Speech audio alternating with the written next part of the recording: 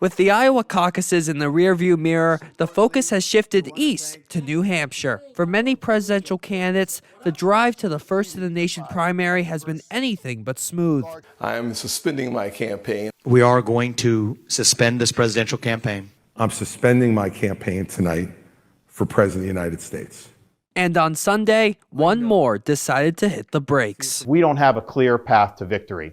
Accordingly, I am today suspending my campaign. Florida Governor Ron DeSantis' exit from the Republican field sets the stage for a contest between former President Donald Trump and former UN Ambassador Nikki Haley. Trump is aiming to effectively seal the GOP nomination following his 30-point margin of victory last week in Iowa. He has campaigned on reducing illegal immigration, increasing fossil fuel production, and serving as retribution. For those who have been wronged and betrayed, of which there are many people out there that have been wronged and betrayed, I am your retribution. Meanwhile, Haley has depicted Trump as an agent of chaos. Chaos follows him. Now is the time we need to have a new generational leader, one that's going to leave the negativity and the baggage behind and start focusing on the real issues that we have in the future. Haley's poll numbers have grown in New Hampshire in the wake of Hamas's attack against Israel on October 7th, which has bolstered discussion of America's role abroad. Hamas said they were going to invade Israel. China said they were going to invade Hong Kong. We watched it.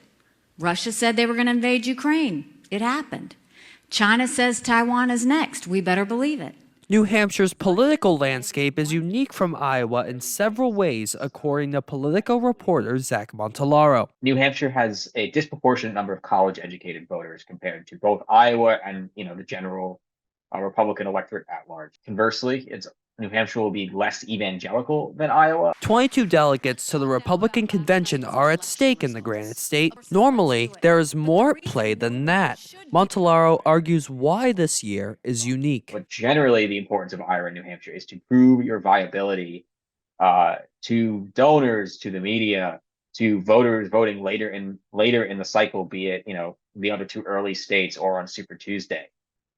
This year is pretty different. I mean, again, former President Trump, barring a surprise, and that's what really needs to happen, a surprise, former President Trump is just running ahead of everyone else. Keith Nahigian served as the campaign manager for Michelle Bachmann's 2012 presidential run. He weighed in on what candidates need to do to win in New Hampshire. And you have to really connect in small settings. You have to know the issues, and you can't kind of fake your way out. You have to take questions, and a lot of questions.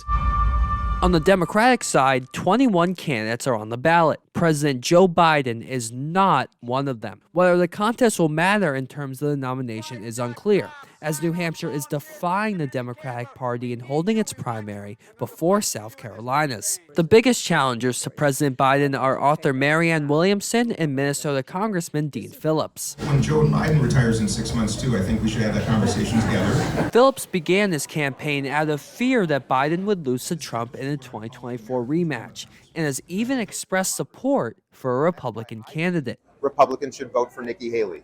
Period. Hofstra political science professor Mina Bose says Biden's opponents represent democracy. The Williamson and Phillips challenges, right? This is democracy at work. Democracy is pluralistic. So you have multiple interests and you don't have 100% support for anybody. Once the votes are counted, what's next? If Ambassador Haley makes it a close race, Bose thinks the Republican contest could get interesting. If she comes within single digits of Donald Trump in New Hampshire, that will be significant and will really raise questions about what will happen next. There will be multiple aspects for campaigns to consider on the road ahead. Do you have a chance?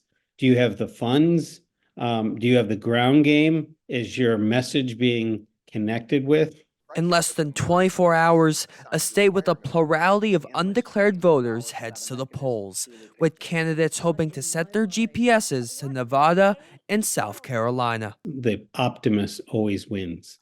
As soon as you get caught in negativity, then people don't want to vote for you. For WRHU News, I'm Michael Richardson.